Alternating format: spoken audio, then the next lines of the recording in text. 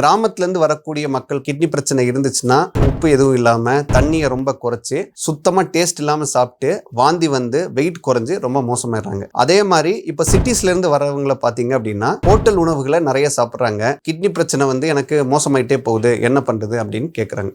So first நம்ம பண்ண வேண்டியது என்ன அப்படின்னா வீட்டு சாப்பாடை சாப்பிட்றதுக்கு நம்ம பழகிக்கணும். ரெண்டாவது, ப்ராசஸ்ட் ஃபுட்ஸை அவாய்ட் பண்ணிவிட்டு நம்ம வீட்டிலே வந்து ஹோல் ஃபுட்ஸ் நான் சொன்னது மாதிரி சாப்பிடணும். நம்ம சோடியம், பொட்டாசியம், ஃபாஸ்பரஸ் அளவுக்கு ஏற்றது மாதிரி உணவுகளை நான் முன்னாடியே சொன்னது மாதிரி எடுத்துக்கிட்டோம் அப்படின்னா நமக்கு வந்து நல்லது.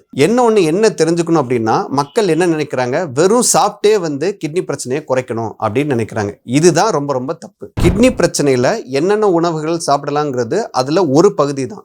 அதை தாண்டி நமக்கு எதனால கிட்னி பிரச்சனை வந்துன்னு ஃபர்ஸ்ட் கண்டுபிடிச்சி அதுக்கேற்ற நோய்களுக்கு ஒழுங்கா ட்ரீட்மெண்ட் பண்ணால் மட்டும்தான் கிட்னி பிரச்சனைகள் வந்து கண்ட்ரோல் ஆகும். ஃபார் எக்ஸாம்பிள், இப்போ நமக்கு சுகர் இருக்கு அப்படின்னா சுகரை கண்ட்ரோல் பண்ணும், பிபி இருக்குன்னா பிபி கண்ட்ரோல் பண்ணும். அதே மாதிரி கிட்னியை பாதிக்கக்கூடிய விஷயங்கள் ஏதாவது பண்ணிட்டு இருக்கோம் அப்படின்னா அதையும் ஸ்டாப் பண்ணும்.